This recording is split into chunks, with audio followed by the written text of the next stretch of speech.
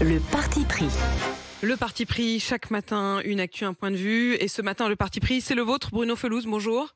Vous Bonjour, êtes pharmacien, vous avez une pharmacie à Levallois-Perret dans les Hauts-de-Seine près de Paris. J'avais lancé l'alerte il y a quelques semaines sur le Doliprane enfant, mais parce que beaucoup de parents le disaient, ça restait assez théorique. On s'est rendu compte qu'en effet, vous étiez nombreux, vous les pharmaciens, à avoir des ruptures de stock au moins ponctuelles, notamment sur le Doliprane pédiatrique et sur l'amoxicilline. Au moment où on se parle, est-ce que ça va mieux, Bruno Felouz ? Non, pas du tout. Aujourd'hui, ça va de pire en pire, justement.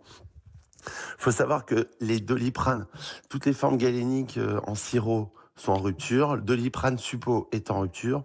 Les antibiotiques, rupture, amoxicilline, augmentin. Et bien sûr, qu'est-ce qui se passe ? C'est que les gens, si vous voulez, se reportent sur d'autres médicaments, d'autres antibiotiques, qui créent la rupture sur les autres médicaments. Donc, en fin de compte, nous, les pharmaciens, on ne sait plus quoi faire. Donc, on n'arrive plus à substituer parce que je vous dis en fait, ça veut dire quoi ? fait... On substitue. Alors, il y a des choses qui sont substituables. En l'occurrence, en effet, les antibiotiques, on peut en prendre d'autres tant qu'il y en a. Le Doliprane, par exemple, on peut prendre de l'Advil, mais seulement à partir de 6 mois. Les enfants de 0 à 6 mois, il n'y a pas d'alternative. On peut même pas prendre l'Advil à la place du Doliprane. On pourrait éventuellement, si le médecin prescrit, mais je vous parle par exemple de la cortisone. Il n'y a plus de Soluprède. Quand on n'a plus de Soluprède, on peut prescrire ou délivrer un autre corticoïde qui est un peu similaire. Mais là, si vous vous retrouvez en pharmacie, vous n'avez plus d'amoxicilline, vous n'avez plus d'augmentin, il n'y a plus d'Orelox. Et tout le monde se reporte sur tous les autres médicaments. Donc la demande est tellement forte que les labos ne peuvent même plus fabriquer. Il y a trop de demandes. Il y a tous ces médicaments-là. On va revenir sur les explications, mais aujourd'hui, chez vous, dans votre pharmacie, il vous manque donc ce dont vous venez de parler. On a aussi un auditeur qui nous alertait la semaine dernière, son enfant a de l'asthme. Il a besoin d'avoir toujours des médicaments contre l'asthme. Est en rupture. Voilà. Est-ce que vous en avez ou pas ? J'entendais la détresse de ce père de famille.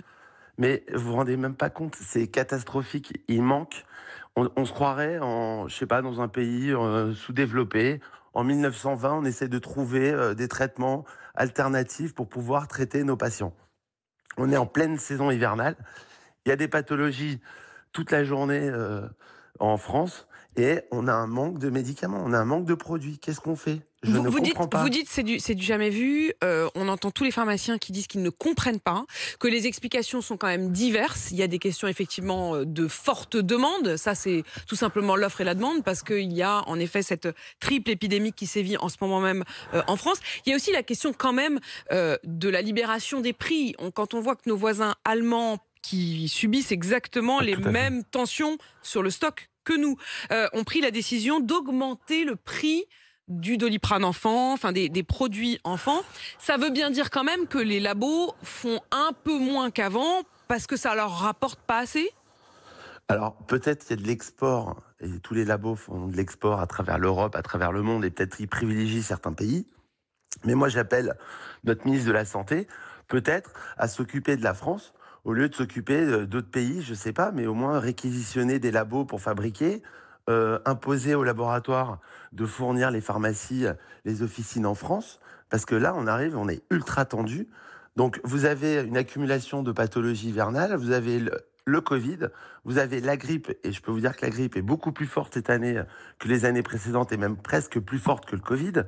Vous avez les gastro, enfin, si vous voulez, on est dans une situation ultra tendue et on manque d'armes, encore une fois. Avec un État qui, en effet, pourrait reprendre peut-être en main. On avait même Rémi Salomon, mon invité il y a 2 jours, qui laissait entendre qu'il faudrait peut-être commencer à réfléchir à une nationalisation de certains des produits essentiels, considérant qu'il faudrait peut-être nationaliser les médicaments de base des Français si l'offre et la demande et si le système libéral ne permet plus d'avoir des médicaments qui répondent aux demandes des Français.